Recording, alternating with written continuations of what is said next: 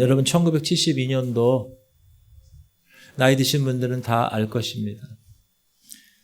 닉슨 대통령이 미국에서 대통령하고 있는 시절에 닉슨 대통령이 이제 재선을 하기 위해서 현재 대통령이 다음에 재선하기 위해서 캠프 인사들이 모여서 워싱턴 DC의 워터게이트라는 빌딩에 있는 민주당 전국위원회 본부에 침입합니다. 그 상대방 당에 침입한 목적은 뭐냐? 도청하고 정보를 탈취하기 위한 것이었습니다. 근데 이 사건은 단순히 그냥 절도 침입 사건처럼 보였지만 더 큰 문제는 뭐냐? 그 백악관에서 이 사건을 은폐하려고 그랬어요. 돈으로 입막음하려고 그랬고 FBI 수사를 방해했고 거짓 진술을 강요하게 했고 증거인멸을 시도하려고 했다는 것이에요. 그런 닉슨 대통령은 내가 직접 말하지 않았어. 명령을 하지 않았지만 은폐를 승인했고 방조했습니다. 그런데 말입니다. 결정적 증거가 발견되었어요. 백악관 집무실에서 이 재선 캠프들이 인사들이 워터게이트 빌딩에 들어가서 어떻게 하자라는 그 모든 대화가 녹음된 테이프가 발견된 거예요. 결정적인 증거가 발견됐습니다. 이 테이프에는 무엇이 녹음되어 있느냐? 수사 방해를 지시해라. 거짓을 유지하자. 권력으로 이 사건을 덮자. 이게 담겨져 있던 거예요. 그게 드러난 거예요. 그러니까 이 닉슨 대통령이 거의 탄핵이 확실해지게 되니까 미국 역사상 유일하게 현직 대통령이 사임을 하게 된 초유의 사건이 발생하게 됩니다. 이것이 그 유명한 워터게이트 사건입니다. 이 워터게이트 사건의 본질은 도청이 아닙니다. 자신들이 지은 죄들을 인정하지 않은 교만이라는 것입니다. 닉슨 대통령이 이렇게 얘기했어요. 대통령이 한 일인데 대통령이 한 일이라면 그것은 불법이 될 수 없지. 이 한 문장 통해서 우리는 그 1970년대 그 당시 미국에서의 권력의 타락과 도덕적 자기 기만과 책임을 회피하는 그 모든 것을 볼 수가 있었습니다. 제가 지난주에 척 콜슨이라는 사람에 대해서 말씀드렸습니다. 혹시 기억나십니까? 목사님, 어제 것도 기억이 안 나는데 한 주 전 걸 어떻게 기억합니까? 척 콜슨, 저 사람이 누구라고 그랬어요? 워터게이트 사건의 중요 핵심 인물 중에 한 명이라고 그랬죠. 닉슨 대통령을 보좌하는 핵심 보좌관입니다. 그런데 이 개인적인 척 콜슨이라는 개인에게 있어서는 그 워터게이트 사건이 물론 감옥을 가게 됐지만 자신이 진짜 회심하는 사건이 되었다라는 것입니다. 보세요. 닉슨 대통령도 척 콜슨을 포함한 그의 재선 캠프들도 다 믿는 사람들이었어요. 애국심이 있었고 정의에 대해서 말했고 기독교적 언어도 사용했지만 정작 그들이 지은 죄를 죄로 인정하지 않았고 회개하지 않았습니다. 목적이 좋으니까 과정은 괜찮아. 이렇게 믿었습니다. 사랑하는 성도님들, 바로 종교적인 확신은 있던 사람들이에요. 다 예수님 믿은 사람들이에요. 그러나 전적으로 주님 앞에서 돌이키는 회심이 없는 상태의 전형적인 모습을 이야기합니다. 척 콜슨은 얘기하는 거예요. 저 기독교를 지지했습니다. 저 기독교적 가치를 존중했어요. 저 심지어 기독교를 위해서 일하고 있다고 생각했어요. 그런데 그가 감옥에 들어가서 깨달은 거예요. 뭘 깨달았는가? 따라합시다. 나는 예수님을 믿은 게 아니라 예수님을 이용하고 있었을 뿐이구나.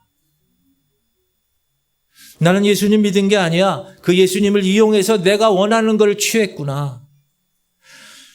교회 문화 속에 있었고 기독교 언어를 사용했고 도덕적 우월감 속에 있었지만 그는 자기 죄에 대한 절망이 없었고 십자가 앞에서의 무너짐이 없었다는, 쉽게 말하면 확신은 있었어요. 예수 믿어요.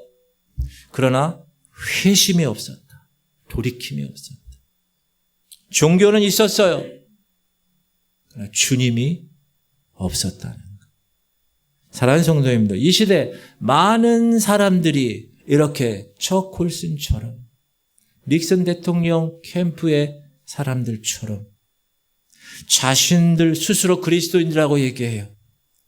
나는 구원에 대해서 확실한다고 얘기해요. 하지만 참된 회심 없이 그냥 세속적으로 살아가는 거예요. 교회 다니면서도 세속화된 모습으로, 영적으로도 방종한 삶으로 살아가는 사람들이 있다. 이것은 성경에서 매우 위험하다고 이야기하고 있습니다.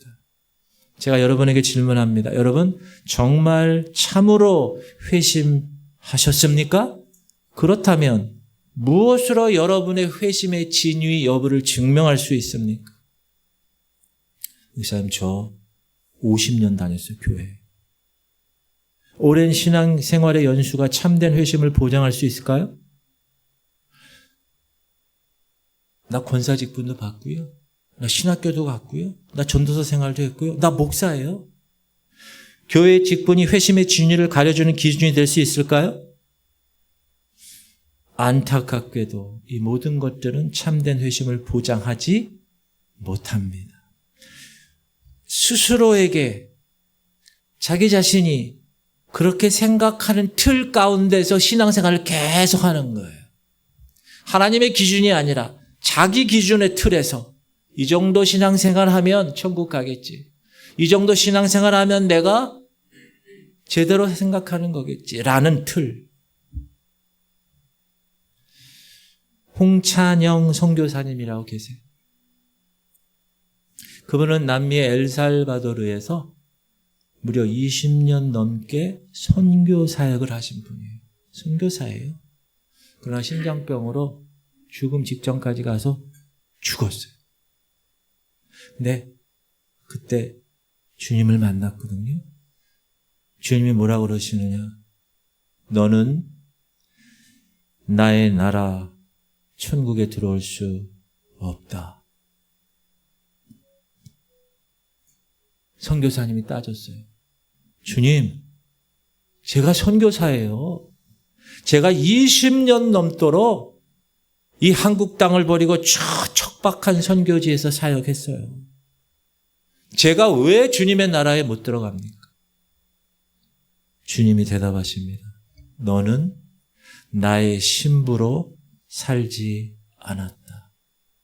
정결한 신부. 여러분, 신랑 신부 중에서 신부, 물론 신랑도 포함되지만 가장 핵심이 뭐예요?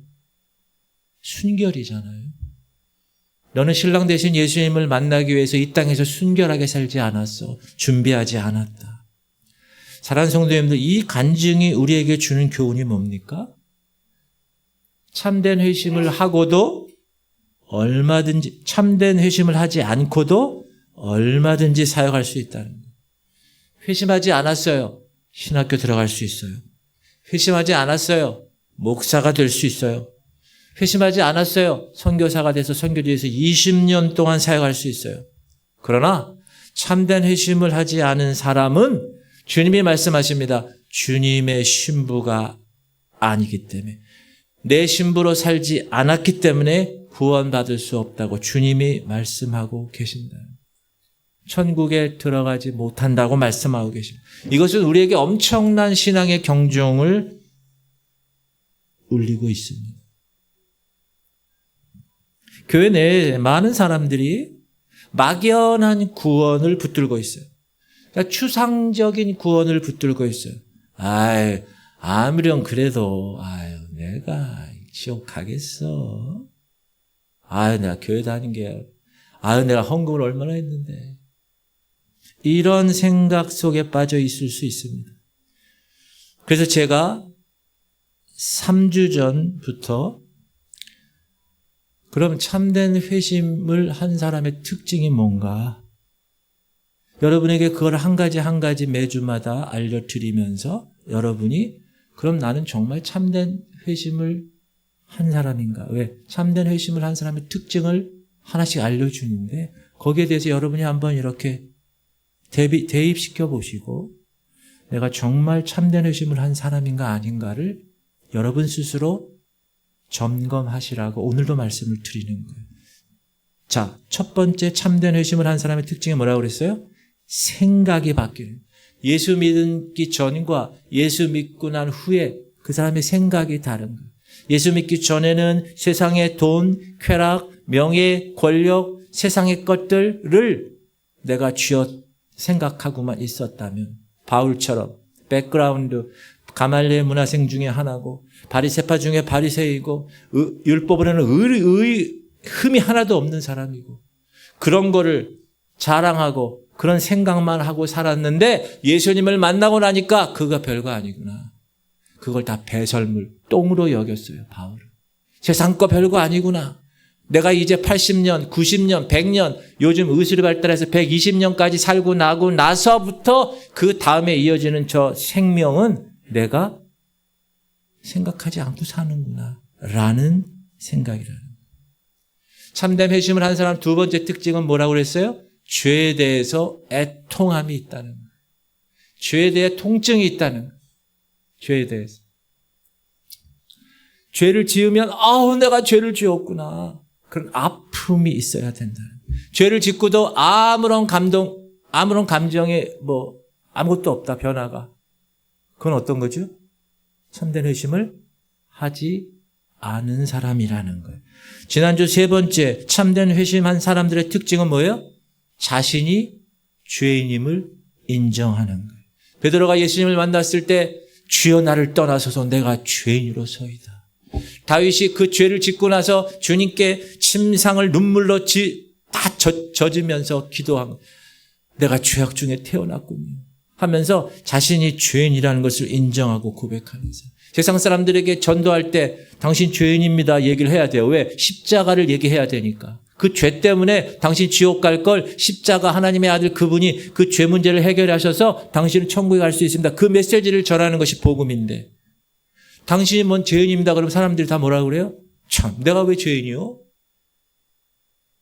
죄인으로 인정하지 않는다. 그러나 내가 참된 회심을 했다. 내가 죄인이라는 거예요. 그러나 저와 여러분은 용서받은 죄인입니다. 아멘? 죄인이에요. 그러나 십자가 그 피값으로 우리는 용서받았다는 거예요. 그렇게 생각하는 거예요. 자, 오늘 참된 회심한 사람의 특병제 네 번째 특징. 죄에서 돌이킨다. 여러분, 구원은 누가 받는 거냐 하면 따라하세요. 회개하는 자들이 받습니다. 왜? 죄 문제가 해결돼야 되기 때문에. 그러면 질문 드립니다. 회개가 뭡니까? 회개가 뭐예요? 회개는 우는 것이 아닙니다. 회개는 후회하는 게 아니에요. 그때 내가 그걸 후회하는 게 아니에요. 회개는 다시는 그 죄의 길로 돌아가지 않는 것을 회개라고 합니다. 참된 회심을 한 사람은 죄의 길에 빠질 수 있어요. 목사도 여러분들도. 그러나 그 죄의 길에서 실제적으로 돌이키는 거예요. 거기에 눌러 앉아 있는 게 아니에요. 그래서 다시 그 죄를 계속 짓는 게 아니에요. 한번 실수할 수도 있어요. 그러나 거기에 머물러 있는 게 아니에요. 회개에 합당한 열매를 맺어야 된다라는 사실입니다. 어떤 형제가 있어요. 외우에서 태어났어요. 외우에서 자랐어요. 준수하게 잘생겼어요. 좋은 체격을 가졌어요. 잘 사는 집안의 아들이에요. 그러니까 유학을 갔어요. 유럽 유학 중에 외로웠어요. 약물을 하기 시작했어요. 마약 중독에 빠지게 되었어요. 완전히 피폐됐어요. 그런데 그 부모가 그 애를 한국으로 다시 들어오게 하고 어느 목사님이 함께하는 공동체에 들어와서 같이 생활하게 되었어요. 많은 우여곡절이 있죠.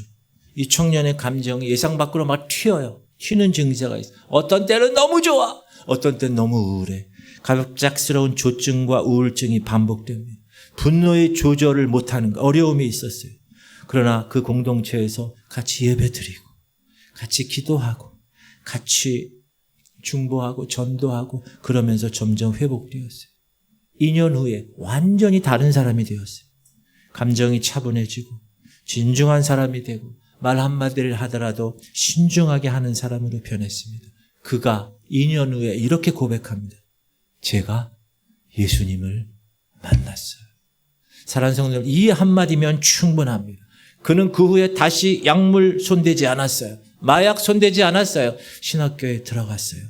과정을 밟았어요. 지금은 복음을 전하는 목회자가 되었습니다. 질문 드립니다. 만약 이 형제가 예수님을 만났어요? 만난 후에도 다시 마약을 하고 중독된 상태로 인생을 망쳤다면 그의 회심은 참된 것이 아니다라고 얘기할 수 있어요.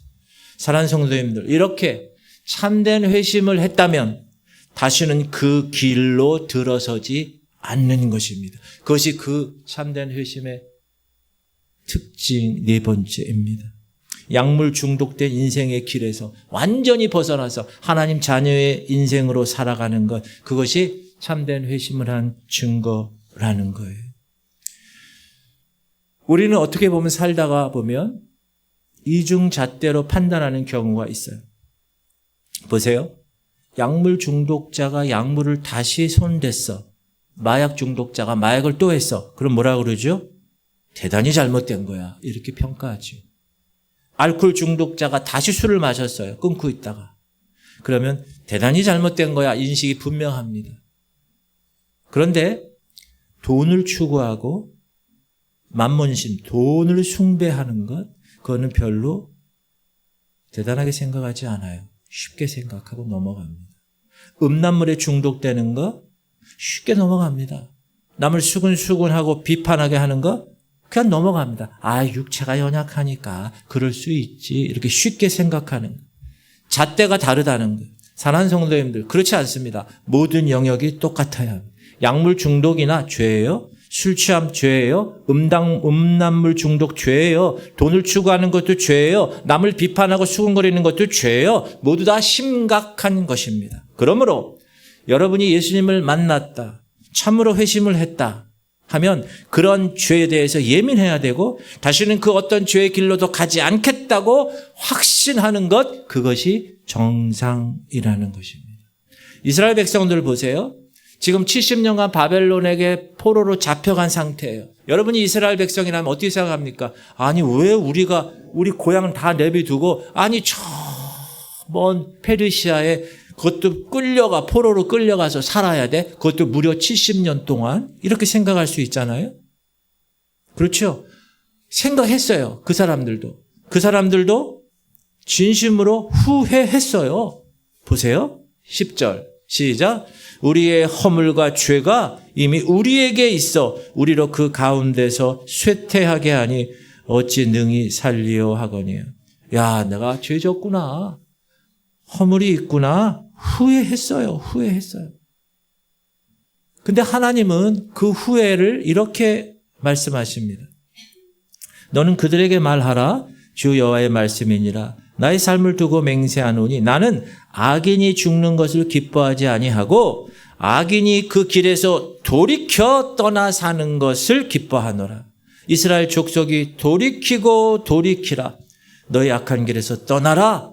어찌 죽고자 하느냐 하셨다 하라. 나 주 하나님의 말이야.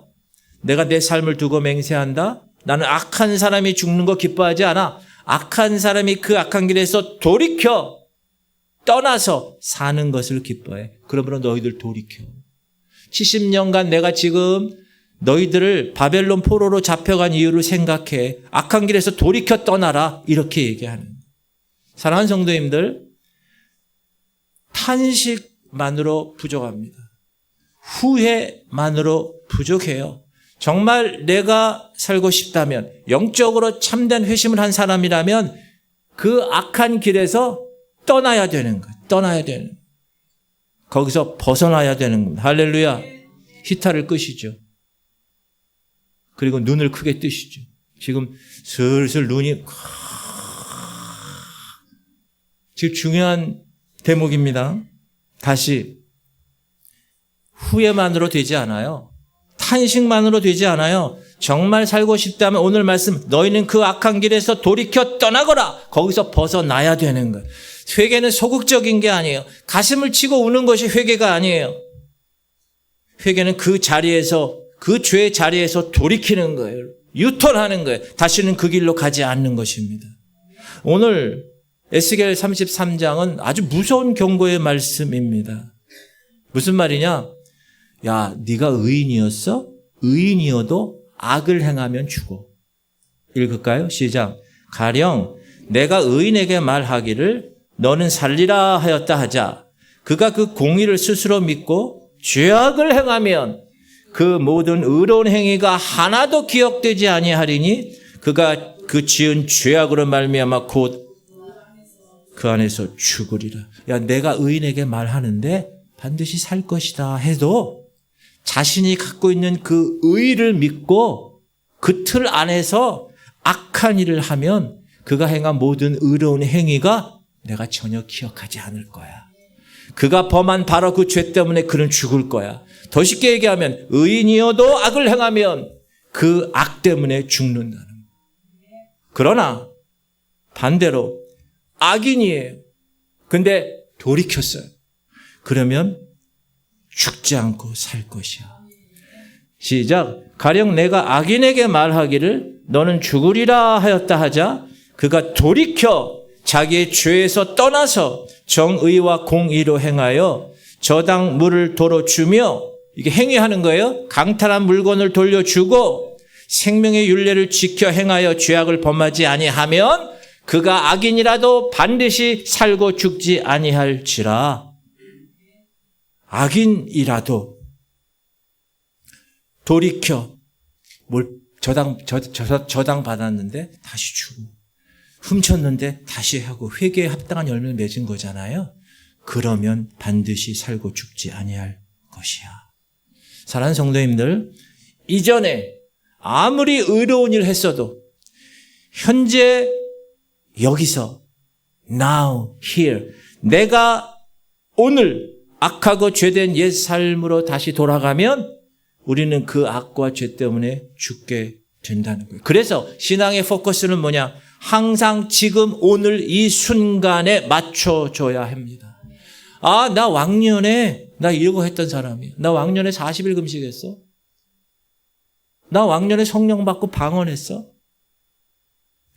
그게 아니라 지금 내 믿음이 과연 이 순간에 어떤가? 나는 정말 죄로부터 돌이키는 삶을 지금 현재 살아가고 있는가? 그게 중요하다.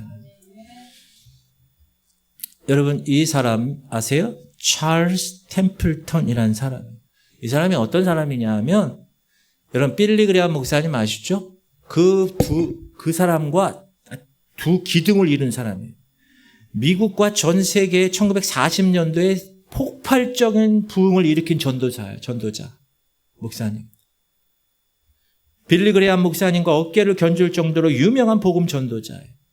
특히 방황하던 젊은이들이 그의 집회를 통해서 하나님께로 많이 돌아왔어요. 왜? 자기 자신도 마약하고 술 중독에서 회심한 경험이 있거든요. 어느 날 성령의 불을 받고 회심했어요. 옛삶을 다 청산하고 전도자로 결단했어요. 성경책 한 권 들고 미국 전역을 돌며 전도했어요. 대단한 영향력의 사역자였어요. 그런데 말입니다. 어느 날 잡지 한 장을 봤어요. 잡지. 라이프 잡지의 한 사진을 봤어요. 그 사진을 보고 나서 신앙에 대한 회의가 시작됐어요. 그 잡지책에는 뭐가 있었느냐? 오랜 가뭄으로 죽어가는 아기를 안고 있는 한 아프리카의 여인 사진이었어요. 이 찰스 템플턴이 그 사진을 보는 순간, 아니, 사랑의 하나님이 어떻게 이럴 수 있어? 어떻게 사랑의 하나님이 아무것도 모르는 애가 태어나자마자 죽어야 돼? 이 의문을 갖게 되고 그런 의문을 기도하며 성령 충만하면서 믿음으로 싸워야 되는데 그냥 방치해 둡니다. 그가 학교 들어가면서 진화론에 매료됩니다. 창세기를 읽는데 이해가 되지 않아요. 이게 말이 되네? 말이 안 되네? 점점 성경의 권위를 부인하기 시작합니다.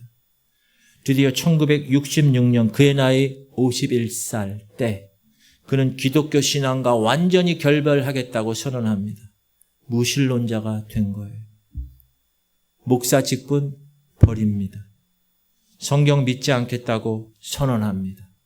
교회를 완전히 떠납니다. 그리고 이 책을 저술합니다. Farewell to God. 하나님과 안녕. 하나님과 이제 끝이라는 거예요. 그리고 2001년 무신론자로 인생을 마칩니다. 그런 사람들 수천 명을 회심시킨 목회자였어요. 그러나 기독교 신앙으로 돌아오지 못했어요. 회개하지 않고 죽었어요. 사랑하는 성도님들, 찰스 템플턴 이야기는 우리에게 지금 뭘 얘기합니까? 과거의 대단한 신앙의 업적이 현재 나의 신앙을 보장하지 못한다. 미래를 보장하지 못한다는 거예요.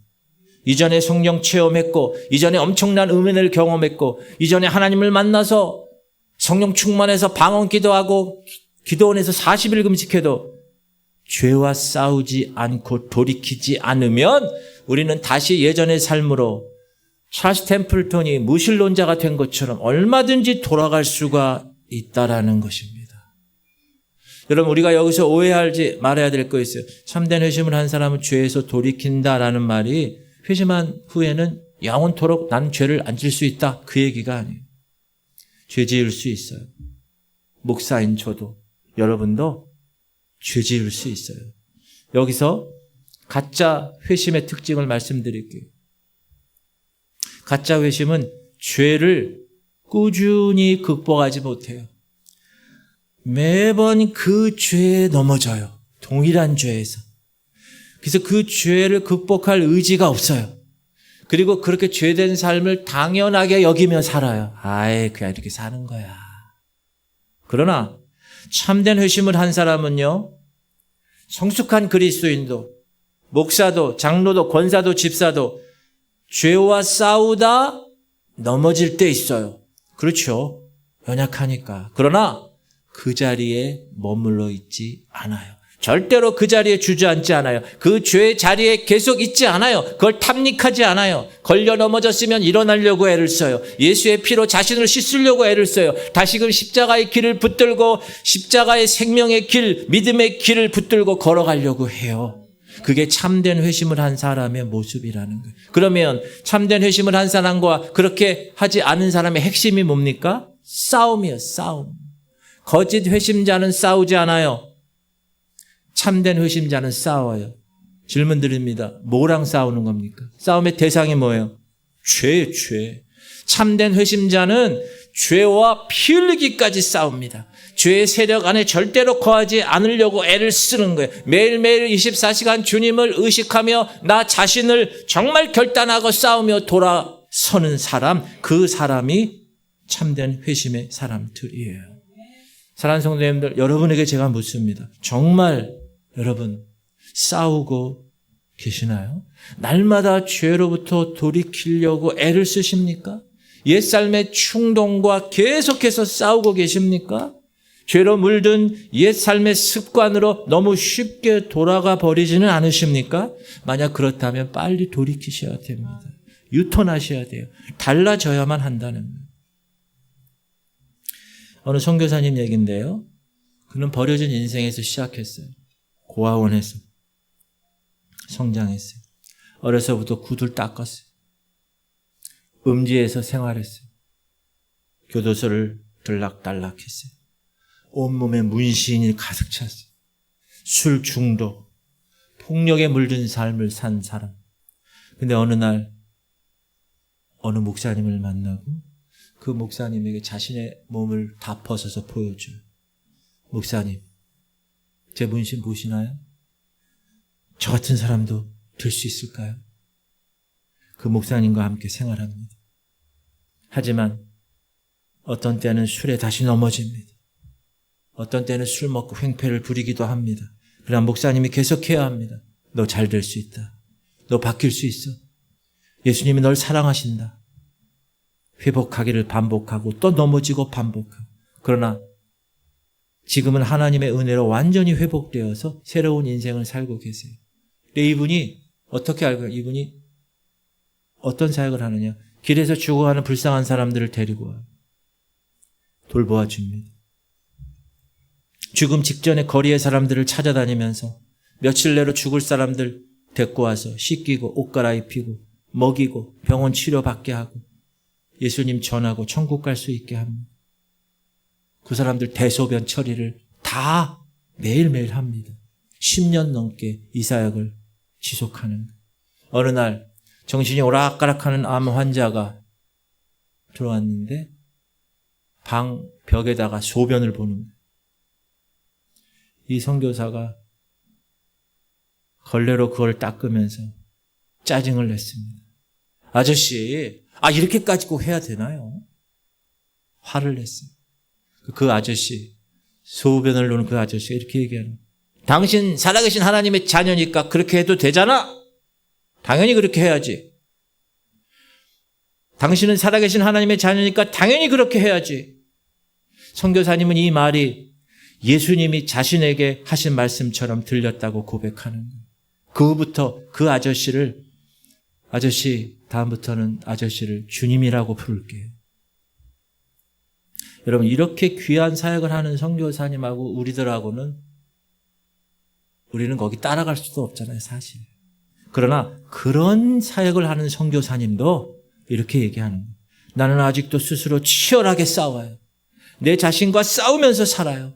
때로는 꿈속에서 예전에 세상에서 마음껏 즐기고 살았던 그 모습을 내가 다시 되돌아가서 사는 꿈을 꾸기도 해요. 그런데 나는 하나님이 주신 그 은혜가 있기 때문에 오늘도 지금 이 시간도 끝까지 나 자신과 싸우며 살아요. 사랑하는 성도님들, 이렇게 귀한 길을 걸어가는 분들도 그냥 걸어가는 것이 아니에요. 매일 죄에서 돌이키며 날마다 자신과 싸우면서 인생의 길을 걸어가고 있는 것입니다. 그러면 목사님, 그러면 어떻게 싸워야 됩니까? 따라합시다. 신앙의 길에는 왕도가 없습니다. 지름길이 없어요. 여러분, 싸우는 방법 모르는 사람이 어디 있어요? 죄와 싸우는 방법 다 알아요. 제가 싸우는 방법 알려드릴게요. 첫 번째, 말씀과 기도예요. 여러분, 내 영을 힘있게, 내 영의 힘을 길러야 돼요. 여러분이 근육 열심히 체육관 가서 근육 키우잖아요. 영적인 근육을 키워야 돼요. 그러기 위해서는 기도와 말씀밖에 없어요. 내 영이 주님을 가까이 매일 해야 돼요. 그래야 싸울 수 있는 힘이 길러지는 거예요. 죄와 싸울 수 있는 힘이 없으면 매일 죄를 또 짓는 거예요. 똑같은 죄를 또 짓는 거예요. 그래서 제가 계속 얘기하는 공예배 계속 참석하세요. 만약에 현장 예배가 안 되면 온라인, 우리 교회 밴드에 있는 온라인 가서 새벽 기도 못하면 낮에 내가 정한 시간을 더 새벽 기도를 혼자 하는 거예요. 수요 기도를 못했으면 그 다음 목요일 날 내가 낮에 한번 하는 거예요. 금요일 날 못했으면 금요 예배를 토요일 날 또 보는 거예요. 주일 예배를 정말 못 드렸다. 그럼 계속 보는 거예요. 그렇게 예배를 통해서 내 영이 말씀과 기도로 드끈드끈 힘을 키워야 죄와 싸울 수가 있습니다. 그게 죄와 싸우는 방법이에요. 두 번째는 뭐냐? 자신의 약점을 파악해야 돼요. 여러분, 다 사람마다 자신의 약점이 있어요. 어떤 사람은 돈에 약한 사람이 있어요. 어떤 사람은 여자에 약해요. 어떤 사람은 술에 약해, 술에. 어떤 사람은 관계에 약해. 다 자기가 모를까요? 알아요. 늘 내가 넘어지는 습관을 다 압니다. 모르지 않아요. 나의 죄의 자리를 모르는 사람 없어요. 다 압니다. 그걸 내가 알고 내가 그 자리를 떠나는 거예요. 죄의 자리를. 세 번째는 구체적인 실천을 해야 되는 거예요. 실천. 생각만 하면 안 돼요. 후회만 하면 안 되고 유턴해서 그 실질적인 실천을 내 삶 가운데서 해야 돼요. 예를 들면 말로 상처를 주는 사람, 분명히 성경은 죄라고 얘기하고 있어요. 그 사람이 자신의 잘못을 잘 모를까요? 알아요. 압니다. 그런 사람은 어떻게 하느냐? 그 순간을 벼르고 있다가 하나님이 주신 은혜의 힘으로 말하고 싶은 그 순간에 입을 꽉 다무는 거예요. 죄와 싸우는 거예요. 그런 힘을 길러야 되는 거예요. 어떤 사람 정욕에 약해요. 정욕의 죄에 넘어지는 사람이 있어요. 밤에 은밀한 곳에서, 자기만 아는 곳에서 음란물에 빠져 있는 모습, 자기가 그거 죄라는 거 모를까요, 알까요? 알아요. 그래서 그런 사람은 어떻게 해요? 그것을 벼르고 있다가 그런 생활의 습관이 딱 올 때 되면 안 돼! 하고 딱 끊어낼 수 있는 그런 힘이 있어야 된다. 그것은 말씀과 기도밖에 없다. 여러분, 그 생활의 습관을 완전히 뿌리째 뽑아서 바꿔서 유턴하는 것, 그게 회개고 그게 싸우는 것입니다. 문제는 뭐냐? 따라하세요. 문제는 알면서도 싸우지 않는 것입니다. 사랑하는 성도님들, 참된 회심을 한 사람은 죄로 물든 삶에 머물러 있을 수 없습니다. 옛 삶으로 돌아가지 않습니다. 그것을 당연한 것으로 생각하지, 육신이 연약하니까. 아니에요. 여러분, 중간중간에 우리 넘어질 수 있어요. 목사도 넘어질 수 있어요. 그러나 예전에 중독되었던 것에, 자기가 걸려 넘어졌던 익숙한 그 연약함에 참된 회심을 산 사람은 머물러 있지 않아요. 걸려 넘어질 수 있어요. 사단이 우는 사자처럼 여러분을 지옥으로 끌고 가려고 잠도 안 자요. 사단은. 넘어질 수 있다고요. 그러나 일어나서 다시 돌이키는 거예요. 그 자리에 지속되지 않는 거예요. 이런 기준으로 여러분의 회심을 점검하시기를 바랍니다. 나는 정말 회심했는가? 회심한 사람은 반드시 그 증거가 드러나게 돼 있어요. 바라기는 정말 참된 회심한 사람, 믿음의 사람이 돼서 여러분 신앙생활 한번 하는 거 제대로 해야 되지 않겠습니까? 다른 교회에서는 이런 설교 안 합니다. 왜? 성도들이 싫어하니까. 죄 얘기하고 지옥 얘기하면 기분 나쁘게 오랜만에 교회 왔는데 왜 이런 얘기를 하고 있어? 목사가. 그렇게 얘기해요. 그러나 그것이 하나님의 말씀이고 그것이 생명을 살리는 말씀이기 때문에, 그것이 구원받아 천국에 들어가는 방법이기 때문에 죄와 싸우는 방법을 알려드리고 여러분이 현장에서 죄와 싸우는 힘을 얻고 살아가실 수 있기를 주님의 이름으로 축복합니다. 다 눈 감으세요. 사랑하는 성도님들, 오늘 말씀은 정말 중요한 말씀입니다. 나 육신이 연약하니까. 그렇게 의식하는 사람은 좀 난 거예요. 어떤 사람은 그런 의식도 못하고 죄를 또 져요. 그러므로 죄와 싸워야 됩니다. 싸우지 않는 것이 문제예요. 방법을 몰라서 아니에요. 싸우지 않아서예요. 여러분, 날마다 과거에 나 뭐 한 거 중요하지 않아요. 과거에 신학교 간 거, 과거에 방언 받은 거, 과거에 40일 금식한 거 별로 중요하지 않아요. 지금 현재 내가 하나님의 참된 회심의 주인공인가를 매일매일 살피는 작업, 24시간 주님과 함께 동행하려고 항상 생각하는 작업, 날마다 자신과 결단하여서 싸우며 돌이키는 것, 이것이 참된 회심을 한 사람의 증거입니다. 제가 여러분에게 질문 드립니다. 여러분 눈 감은 상태로 여러분 스스로에게 한번 질문해 보세요. 나는 현재 어떤 죄와 싸우고 있는가? 내가 너무 쉽게 돌아가는 그 옛삶의 습관이 있는데 나에게 가장 약한 게 뭔가? 돈인가? 여자인가? 권력인가? 명예인가? 그것 때문에 내가 자꾸 넘어지는 것, 그게 뭔가?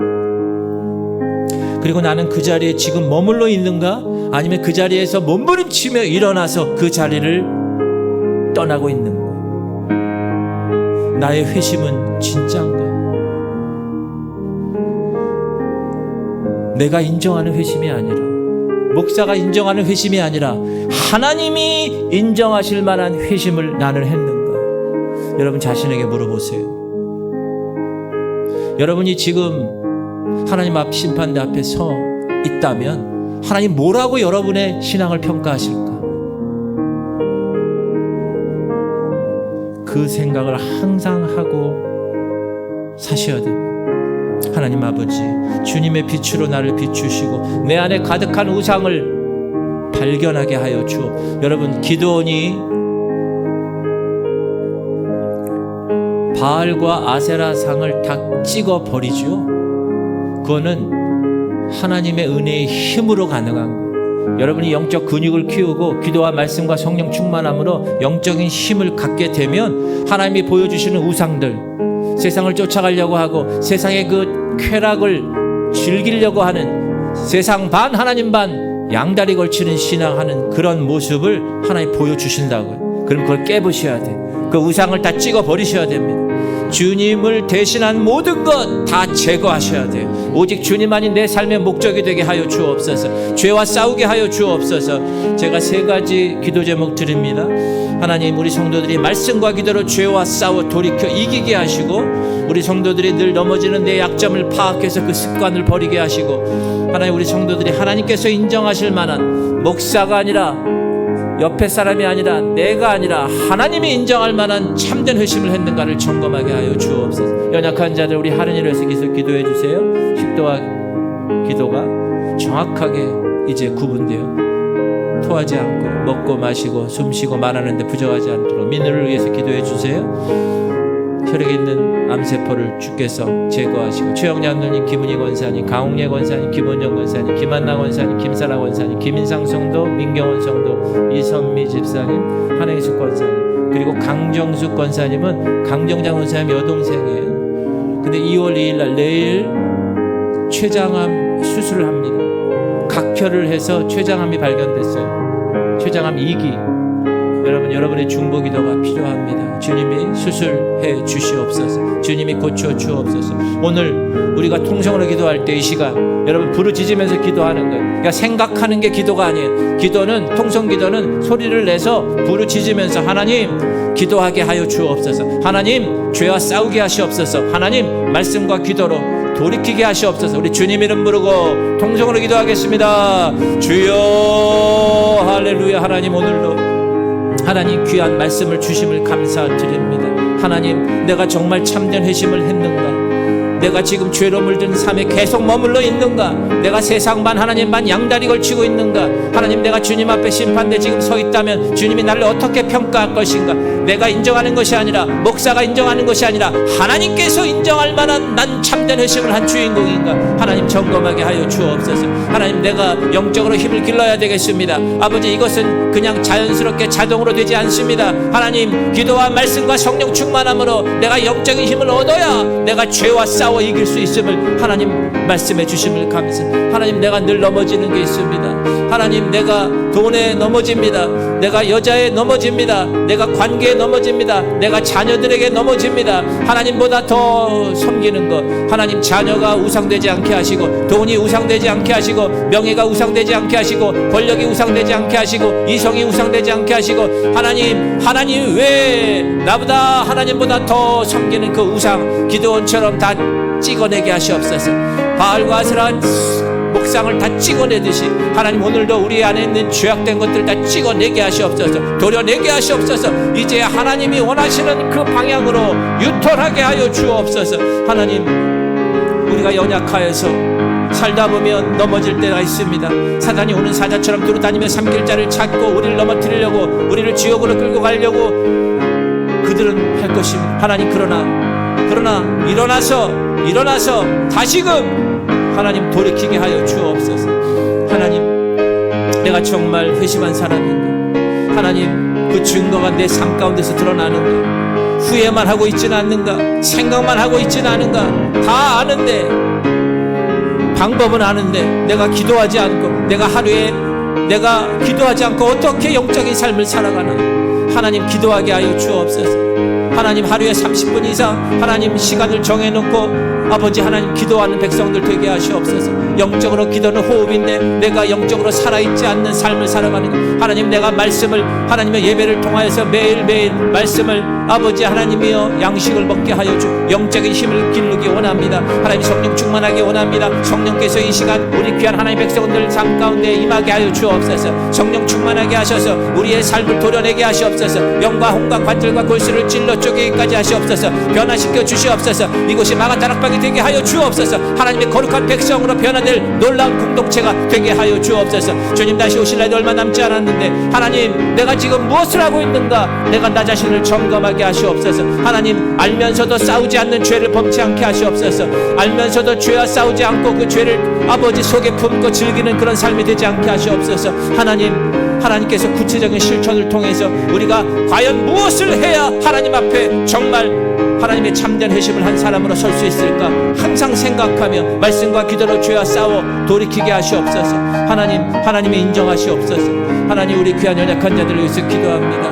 하나님 우리 강정수 권사님 하나님 내일 수술합니다. 췌장암을 하나님께서 고쳐 주옵소서. 하나님이 직접 수술하여 주옵소서. 하나님께서 인도하여 주옵소서. 하루 일을 붙들어 주옵소서. 식도와 기도를 하나님께서 이제 분별하게 하시옵소서. 하나님 아버지 먹고 마시고 숨쉬고 말하는데 부족하지 않도록 그 딸을 키워 주옵소서. 하나님 민우를 불쌍히 여기시고 혈액에 있는 모든 암세포를 주님이 제거하여 주옵소서. 예수의 피를 발라 주옵소서. 하나님 우리 연약한 어르신들 한 사람 한 사람을 찾아가 주옵소서. 연약한 것을 다 강건하게 하시옵소서. 육신의 연약함보다 하나님 영적으로 연약하지 않도록 주님이 우리를 붙들어 주옵소서. 매일매일 과거에 왕년에 내가 이렇게 하고 이렇게 신앙생활했다 중요하지 않습니다. 지금 현재 내가 하나님 앞에 어떤 존재로 설 것인가 하나님의 거룩함에 내가 합당한 삶을 살고 있는가 매일매일 묻게 하시옵소서. 하나님 우리를 붙들어 주시옵소서. 우리를 하나님의 거룩한 자녀로 거룩한 순결한 자녀로 내가 너를 알지 못한다 20년간 아버지 선교사 사역을 했음에도 불구하고 너는 나의 신부로 살지 못했다. 정결하게 살지 못했다. 죄와 같이 있었구나. 하나님 그렇게 아버지 하나님 책망받은 선교사처럼 살지 않게 하시옵소서. 하나님 목사인 저부터 회개하게 하시옵소서. 하나님 우리 성도들을 섬기는데 부족하지 않도록 인도하시고 우리 성도들 이 교회 공동체가 단 한 명도 축정이 되지 아니하고 알곡 성도가 되어서 다 같이 하나님 앞에 서는 그날까지 하나님 우리의 죄를 다 싸우고 우리의 죄를 다 끊어내고 하나님의 거룩한 백성으로 하나님 앞에 서는 그날까지 최선을 다하게 하여 주옵소서. 하나님 그냥 일주일에 한 번 왔다 가는 종교인이 되지 않게 하시옵소서. 덥지도 않고 뜨겁지도 않고 미지근하게 하나님 신앙 반 하나님 세상 반 양다리 걸치며 살아가는 그런 존재 되지 않게 하시옵소서. 직분도 받고 하나님의 거룩한 아버지 백성이 되었는데도 불구하고 세상과 지금 세상으로 모든 것을 시선을 집중하고 있습니까? 하나님 용서하여 주옵소서. 이제 우리의 눈을 비늘을 벗겨 주옵소서. 아버지 하나님 저 하늘을 바라보게 하시옵소서. 영적인 것이 내 눈에 들어오게 하시옵소서. 영적인 하나님의 음성이 내 귀에 들리게 하시옵소서. 귀에 모든 할례를 받아 하나님의 거룩한 말씀이 들려지게 하시고 하나님 설교의 강단에 선포되는 그 말씀이 들려지게 하시고 하나님 다시 한번 유턴하게 하시고 돌이키게 하시고 주님의 거룩한 백성으로 변화될 수 있도록 주님 역사하여 주옵소서. 이 시간 주님 만져 주옵소서. 오 주여 역사하여 주옵소서. 하나님 오늘 귀한 말씀 마음판에 새기겠습니다. 나는 정말 회심하는가? 하나님 믿음의 사람이 되고 싶고 구원받아 천국 가고 싶습니다. 죄와 싸워서 이기고 싶습니다. 하나님 도와주옵소서. 그러기 위해서 영적인 힘을 키우고 싶습니다. 매일매일 30분 이상 기도하게 하여 주옵소서. 하나님 말씀을 매일 묵상하고 공동체 성경 읽기를 통해서 매일매일 하나님과의 삶을 유지하게 하여 주옵소서. 매일 성령 충만하게 하여 주옵소서. 하나님의 성령께서 우리 안에 계셔서 우리를 다 뒤엎어 하나님이 원하시는 모습으로 빚어 주옵소서. 참 사람들에게 보이는 신앙하지 않게 하시옵소서. 목사에게 보이는 신앙하지 않고 정말 하나님 앞에 내가 인정받을 그런 존재인가? 그것을 항상 생각하며 24시간 하나님만을 바라보며 살아가는 하나님의 알곡들, 하나님의 백성들 되게 하여 주옵소서. 감사드리며 예수 그리스도의 이름으로 기도합니다. 우리 가슴에 손을 얹고 기도합시다. 하나님 육신이 연약하여 가슴에 손을 얹고 아픈 곳에 손을 얹으세요. 하나님 아픈 곳에 손을 얹었습니다. 하나님 예수 그리스도의 피 묻은 손을 얹어 주옵소서. 하나님 내 손 위에서 하나님의 거룩한 그 놀라운 능력이 나타나게 하여 주옵소서. 하나님 그가 찔림으로 우리의 허물을 인하며 그가 상함으로 우리의 죄악을 인함이라. 그가 징계를 받음으로 우리가 평안을 누고 그가 채찍에 맞음으로 우리가 나음을 입었노라. 하나님 분명히 말씀하셨습니다. 하나님 이 질병 주께 맡기오니 주께서 고쳐 주옵소서. 이 시간 치료의 광선을 발하여 주옵소서. 성령의 뜨거운 하나님의 손길이 임하게 하여 주옵소서. 그래서 이 육신 건강 주시면 오늘 말씀처럼 참된 회심을 한 사람으로 정말 죄와 싸우면서 끝까지 이겨낼 결단을 하겠습니다. 주님 붙들어 주옵소서. 하나님 문제가 있어서 주님 앞에 가슴에 손을 얹고 기도합니다. 자녀의 문제, 돈의 문제, 재정의 문제, 인간관계의 문제, 배우자의 문제, 모든 문제 주님 앞에 내어놓겠습니다. 아버지, 주님이 다 아십니다. 주님 해결하여 주옵소서. 문제에 초점을 맞추고 바라보지 않게 하시고 그 문제를 해결하는 주님을 바라보고 시선을 고정하고 달려나가 주님이 이루시는 그 놀라운 일의 주인공 되게 하여 주옵소서. 문제는 더 이상 문제가 되지 않게 하여 주옵소서. 내 믿음대로 될지어다. 주님 말씀하신 대로 내가 믿음으로 지금 간절히 간구하오니 주님이 응답하여 주옵소서. 감사드리며 예수 그리스도의 이름으로 축복하며 기도합니다. 할렐루야. 하나님께 영광의 박수 돌립시다. 2월이에요 벌써. 아니 성구영신 예배 드린 지 얼마 안 되는데 벌써 한 달이 지났어요. 월이 바뀌면 뭐 하죠 우리는? 성경 암송을 하는 거예요. 새로운 말씀을. 기쁘십니까? 시작. 서로 돌아보아 사랑과 선행을 격려하며 모이기를 피하는 어떤 사람들의 습관과 하지 말고 오직 권하여 그날이 가까움을 볼수록 더욱 그리하자. 무슨 말이에요? 자꾸 모이라는 거예요. 자꾸 모이라는 거예요. 할렐루야. 예배를 때 자꾸 모여야 돼요. 그게 정상적인 그리스도입니다. 아, 예배 가기 싫어. 아이, 또 가야 돼? 이건 병든 사람이에요. 목사는 그거를 진찰해서 그거를 처방해 주는 사람이에요. 새벽 기도하세요. 40일 동안 새벽 기도하세요. 그 기도를 통해서 막 응답을 받고 공예배 빠지지 마세요. 그 예배 계속 드리면서 하나님의 놀라운 응답을 받으실 수 있길 주님의 이름으로 축복합니다. 이정명 탁성영 집사님 집에 할인이가 있는데 할인이 동생을 하나님이 주셨어요. 고추가 나왔어요. 아들이. 이름은 아이고 박수를 치려면 확실하게 치시. 이름이 하담이에요. 하담. 하나님을 닮고 살아가라. 그래서 그 아들 주심을 감사해서 오늘 떡을 섬기셨습니다. 떡을 꼭 드시기를 바랍니다. 그리고 안내위원은 안내만 하지 않고 따라합시다. 안내만 하지 않고 물도 준다. 화분에 물도 준다. 감사합니다.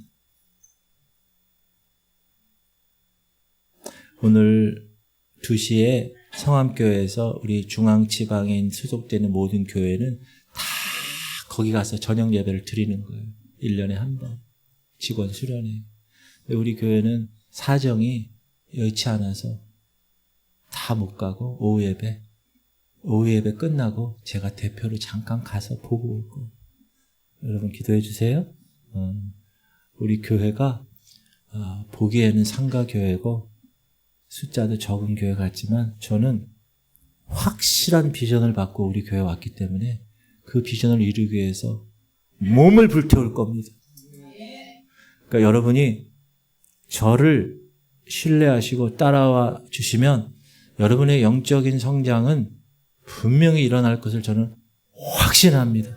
왜? 하나님이 보내셔서 하나님이 이 교회를 통해서 영광 받으실 계획이 있으시기 때문에 저는 그냥 대충 온 사람이 아니에요.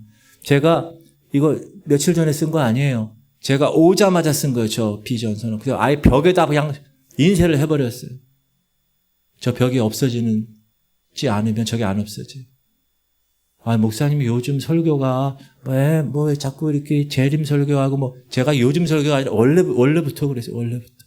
그러니까 그런 거 포기하시고 아, 저 목사님은 저렇구나. 그렇게 생각하시면 마음 편해. 아, 죄에 대해서 저렇게 민감하게 얘기하시는구나. 정말 참된 회심. 그걸 왜 제가 그렇게 하겠어요? 여러분 다 천국 가야지. 알곡으로 만들어서. 알곡하고 쭉정이는 똑같아요. 보기에. 지금 여기에도 보기엔 똑같아요. 근데 언제 결판이 나요?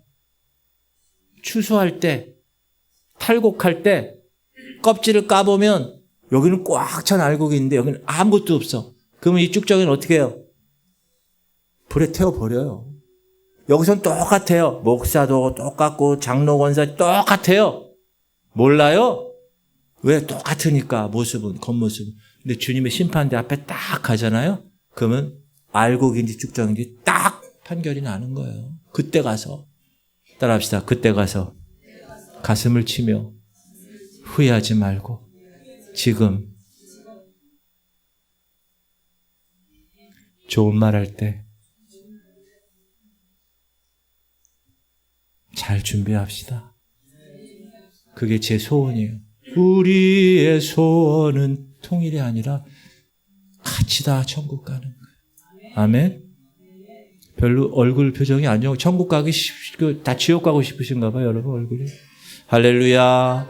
감사합니다. 다 일어나셔서